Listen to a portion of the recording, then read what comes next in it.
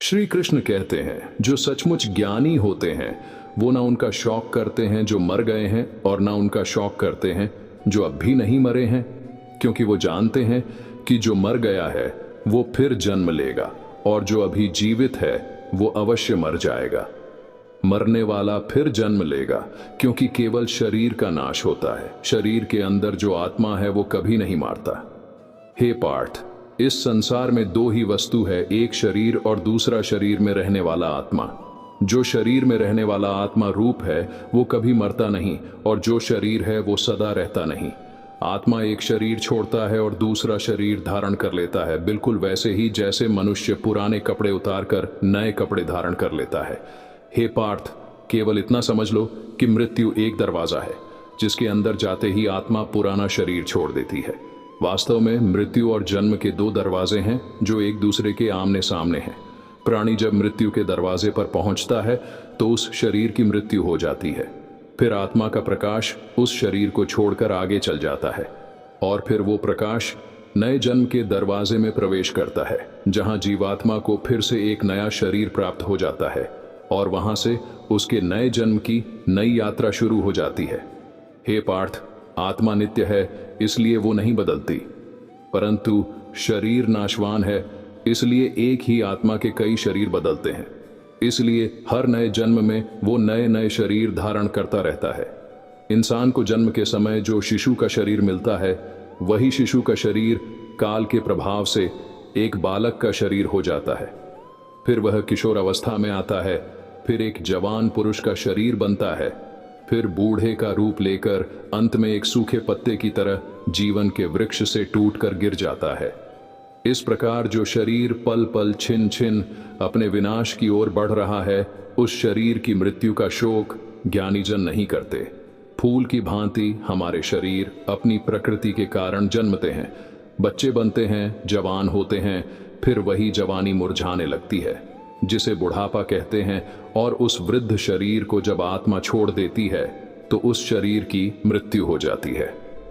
पुराना शरीर छोड़ने के बाद आत्मा नए शरीर में वास करती है, किसी शिशु के शरीर में चेतना रूप होकर आ जाती है, फिर वही चक्र शुरू हो जाता है, फिर वही जन्मना, रेंगना, उठकर चलना, फिर लड़खड़ाना और गिर जाना। ये सब शरीर के कौतुक हैं। इतनी बात समझ लोगे तो न तुम्हें किसी के मरने का शौक होगा और न तुम्हें मृत्यु का भय होगा। हे अर्जुन, हम और तुम यह शरीर नहीं है, हम तो इस शरीर के अंदर रहने वाली आत्माएं हैं। ये शरीर तो केवल हमारे रथ हैं, हम उसके स्वामी हैं। रथ के टूटने से स्वामी नहीं टूट जाता। उसी प्रकार शरीर के सुख और दुख आत्मा को सुखी या दुखी नहीं करते। यह सुख दुख का आभास हमारी आत्मा को नहीं होता, केवल शरीर को होता है।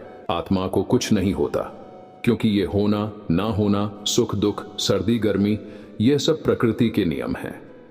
आत्मा तो अविनाशी परमात्मा का अंश है, इसलिए आत्मा प्रकृति की सीमा से बाहर है। आत्मा अचिंत्य है, मानवीय चेतना के चिंतन के घेरे में नहीं आती। हे अर्जुन, आत्मा पर प्रकृति और सृष्टि के नियम लागू ही नहीं होते, क्योंकि वो सृष्टि और प्रकृति दोनों ही की पहुंच से बाहर है। जैसे एक चिंगारी अग्नि का ही अंश होती है, वैसे ही आत्मा परमात्मा का ही अंश होता है। इसलिए वो नित्य, सनातन और सर्वव्यापी है, स्थिर रहने वाला और अचल है। हे पार्थ, आत्मा को ना कोई शस्त्र काट सकता है, ना उसे अग्नि जल सकती है, इसको जल नहीं गला सकता, ना इसे वायु ही सुखा सकती है। हे पार्थ, यह सब समझकर तुम्हें ना किसी के मरने का शौक मनाना चाहिए और ना किसी के न मरने की खुशी का प्रदर्शन करना चाहिए। फिर अर्जुन श्री कृष्ण से सवाल करते हैं कि शरीर को अगर कोई चोट लग जाए तो वो शरीर की पीड़ा है, लेकिन जो दुख और अपमान की पीड़ा है वो तो आत्मा को होती है। इस पर श्री कृष्ण कहते हैं, हे अर्जुन, ये कीर्ति अपकीर्ति, मान अपमान, ये लाभ हानि, ये जीतने का आनंद और हारने की पीड़ा, ये भी आत्मा को नहीं होती। यह आत्मा का काम नहीं है, यह तो मन की शरारत है। हे पार्थ, प्राणी के शरीर का एक अदृश्य अंग है मन, जो दिखाई नहीं देता, परंतु वही सबसे शक्तिशाली हिस्सा है शरीर का।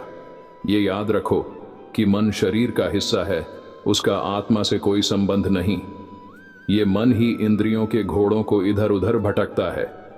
कभी यौवन के आवेश में यही चंचल मन मनुष्य को इस भ्रम में डाल देता है कि वो सर्वशक्तिमान है, वो सब कुछ कर सकता है, वो यहाँ का राजा है जिसके आगे हर कोई झुक जाने पर विवश है और जिसे हर कोई प्रणाम करता है।